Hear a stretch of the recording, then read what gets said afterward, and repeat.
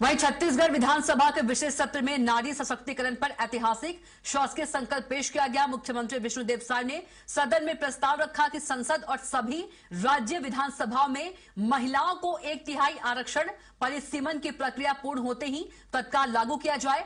वहीं नेता प्रतिपक्ष ने वर्तमान सदस्य संख्या के आधार पर तुरंत 33% आरक्षण लागू करने का अशासकीय संकल्प प्रस्तुत किया, जिसे आसंदी ने अग्राह्य कर दिया। इस विषय पर तकनीकी शिक्षा मंत्री गुरु खुशवंत साहिब ने स्वराज एक्सप्रेस से खास बातचीत की है। छत्तीसगढ़ विधानसभा में एक दिन का विशेष सत्र का आयोजन किया गया है और इस विशेष सत्र में नारी सशक्तिकरण को लेकर एक संकल्प लाया गया है, शासकीय संकल्प। क्या है यह संकल्प, हम सीधे समझेंगे, जानेंगे। हमारे साथ तकनीकी शिक्षा मंत्री गुरु खुशवंत साहिब जी है।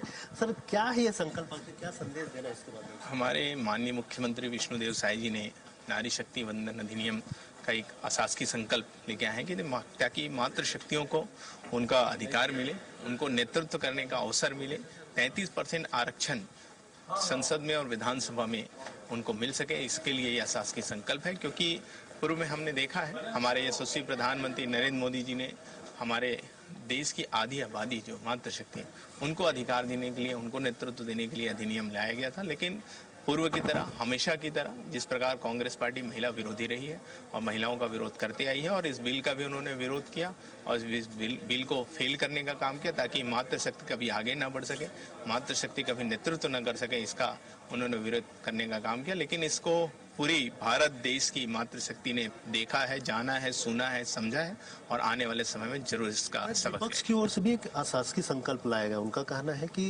विधानसभाओं में जितनी सीटें हैं वर्तमान में, उन्हीं सीटों पर 33% आरक्षण है वो लागू होना चाहिए। मुझे समझ में नहीं आता, गोल मोल बात करने का कोई फायदा नहीं है।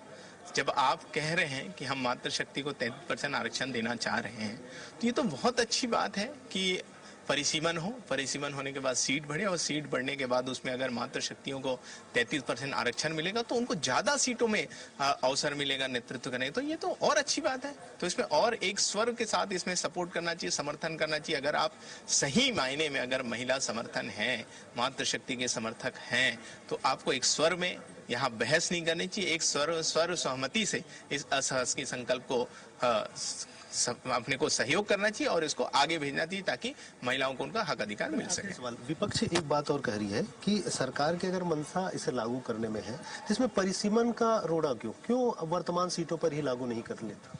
देखिए, परिसीमन का रोड़ा वाली बात ही नहीं है। इसमें परिसीमन तो होना ही है और परिसीमन आने वाले भविष्य में होगा। अभी जनगणना प्रारंभ हो चुकी है, तो निश्चित ही ये तो अच्छी बात है ना।